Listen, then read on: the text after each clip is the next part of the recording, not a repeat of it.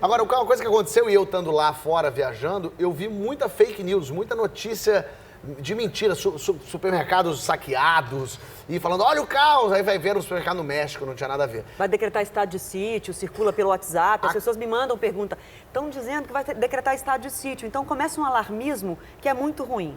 E é por isso que eu falava aqui, que eu acho que é a hora de revolta, angústia, aflição, tudo isso a gente sabe que a população vive e ela é em relação à classe política, em relação a toda a realidade que a gente vive. Mas é a hora da gente usar isso com sabedoria também, com reflexão.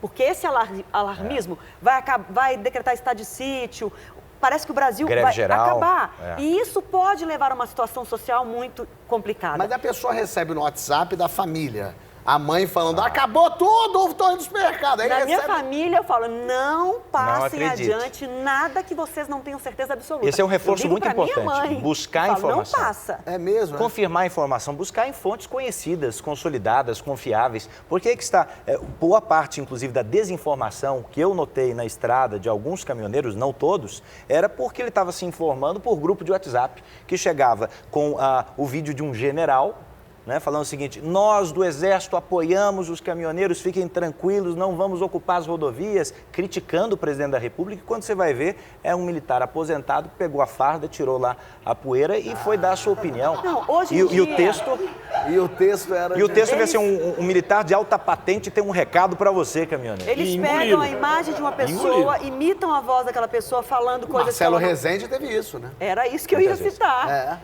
Isso que eu ia citar. Eles pegam a imagem da pessoa, imitam a voz da pessoa como se ela estivesse falando. Gente, é criminoso em relação à imagem da pessoa, usar a imagem do Marcelo Rezende para dizer e para provocar mais confusão. É isso que eu falo que eu acho que é falta de responsabilidade. Nesse plantão, Porchat, a gente trabalha muito, horas e horas e horas, recebe muitos elogios, mas muitas críticas também.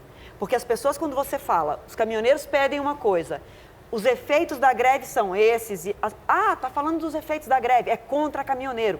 E começa... Entendi. Então, assim, se você trabalhar olhando rede social, você entra em depressão. Porque as pessoas, ora elas te amam excessivamente, ora elas te crucificam e te odeiam excessivamente.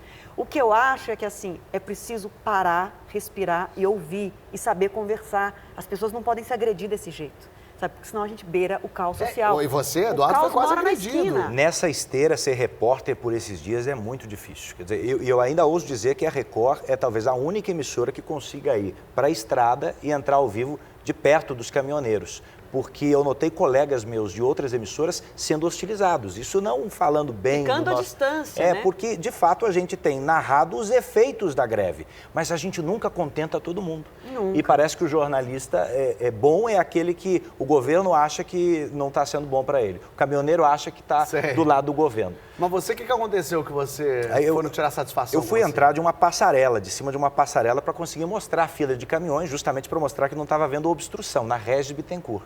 Mas toda hora que você entra, você é cercado por 100, 150 pessoas. Meu Deus. Com o telefone celular na sua cara, filmando, falando, olha aí, ó, o repórter está entrando ao vivo, fala a verdade, hein? Não vai mentir, porque na tal emissora falaram não sei o que, você vai ser expulso daqui, você vai apanhar. Ameaça mesmo. Então, é um convencimento. Você chegar e falar o seguinte, olha, tenho 20 anos de carreira, estou aqui desde as 8 da manhã, quem me viu falar, viu que eu estou narrando os efeitos da greve. O que está acontecendo. Se você vir eu falar alguma coisa que é mentira, você pode cobrar do que eu estou falando, mas chegar a me obrigar a falar o que ele quer com as palavras dele, não dá.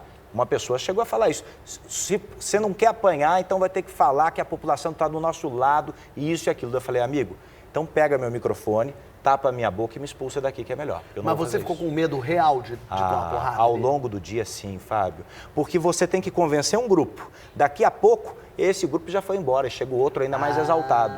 Então, você tem que prestar atenção no que está chegando no seu ouvido de informação, ouvindo a Adriana aqui, o Gotino, o pessoal que está no plantão. Você tem que apurar a informação com os caminhoneiros, com as transportadoras e tem que acalmar os ânimos. Então, teve um momento ali, umas 5, 5 e meia da tarde, soltando fogos de artifício na rodovia, falando, vamos xingar eles ao vivo, não gostei do que teu colega falou. Então, você está respondendo pelo que ele assistiu em outras emissoras? Não dá, né? Que loucura. Não, e aí eu acho que é esse clima exaltado demais é que é perigoso demais. Inclusive para todos, inclusive para a categoria. Sabe assim, que às vezes o comportamento de um grupo pequeno pode provocar uma explosão, pode provocar uma situação perigosa. E eu acho que é uma hora de reflexão pelo seguinte, a força dos caminhoneiros está provada com essa manifestação. É isso. E o tamanho do governo também, né?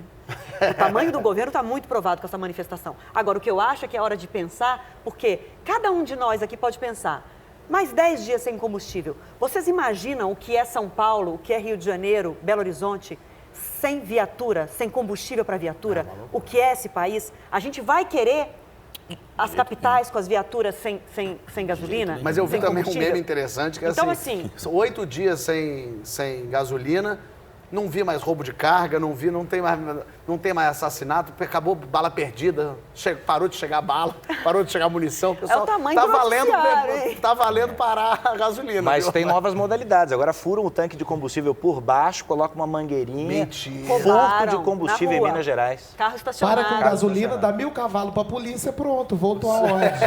Volta tudo valer. Não, e teve assalto à mão armada no Rio de Janeiro, a pessoa abasteceu no posto, o motoqueiro chegou e puxou o caminho. Os ânimos estão realmente exaltados? Os caminhoneiros estão nervosos, estão tensos? Acontece isso que ele falou? Acontece porque tem colegas de vocês que deturparam aí no começo da semana. Falaram totalmente coisas que não existiam. Aí o cara já tá lá, parado, do frio, fome, de vez em quando. Aí o cara já tá em estado de nervo, né? Imagina. Bom, a gente tem esse vídeo do Eduardo, que foi um vídeo bem tenso ali, de você no meio dessa confusão. Uma dessas negociações para conseguir trabalhar. E aí eu queria mostrar para vocês esse videozinho do Eduardo no meio da confusão. Vamos ver, bota aí. A Globo está informando que o Rodanel estava fechado. Com bloqueio? É, com bloqueio. Eu saí de casa, peguei o carro, passei aqui, deixei água pro pessoal. Já rodei toda a região do Rodanel. Está tudo aberto, não tem isso. O repórter lá devia se retratar, porque aqui só tem trabalhador, pai de família. Já estão defendendo o seu pão de cada dia. O que eu posso fazer? Eu posso falar por mim. Quem está aqui ao meu lado viu o que eu falei no ar e o que a gente vai continuar falando ao longo do dia. Uma coisa é uma fala, uma coisa é um canal, outra coisa é o que vocês vão ver aqui comigo. Me cobrem do que vocês ouvirem da minha boca. Podem cobrar. É isso aí, muito bem!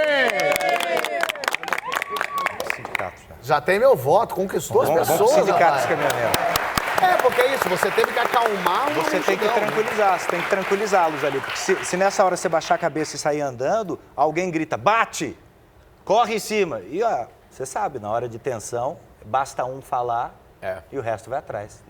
Ninguém sabe do que você fez, ninguém sabe qual é a tua história, ninguém sabe o que você está falando desde as 8 horas da manhã. Só sabe o que recebeu no WhatsApp. Que loucura. Às vezes nem ouve direito o que está falando, também sabe. na confusão. Muita coisa no WhatsApp acontecendo. E o governo sai fortalecido ou enfraquecido desse confronto?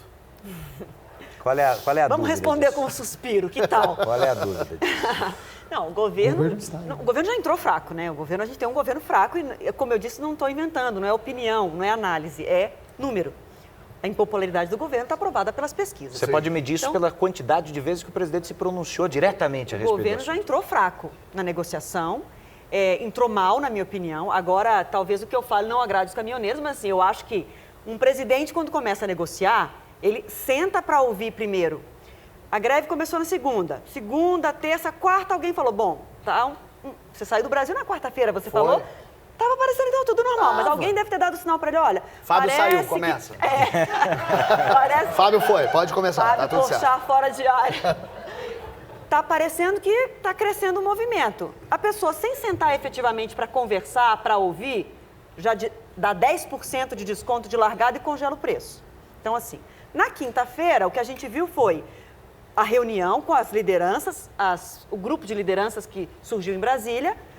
Alguns, se não me engano, 2 pessoas abandonaram a reunião, não concordaram. Os outros 7 ou 8 que ficaram assinaram um acordo. E o governo foi para a televisão dizer, acabou a greve, fechamos um acordo.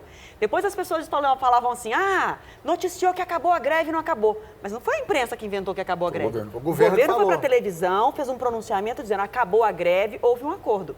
O governo não teve a preocupação de saber se aqueles interlocutores representavam a categoria efetivamente. Eles então, representavam ou não, Cláudio? Não. Por isso que continua a greve.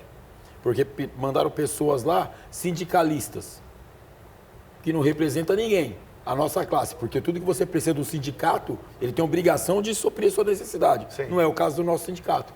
E para você, o governo saiu fortalecido ou enfraquecido? Não, sempre foi fraco, que o nosso colega falou, ele sempre foi fraco, desde o começo. Era para ele ter tomado uma atitude na própria terça-feira, não poderia ter deixado de tomar esse pé.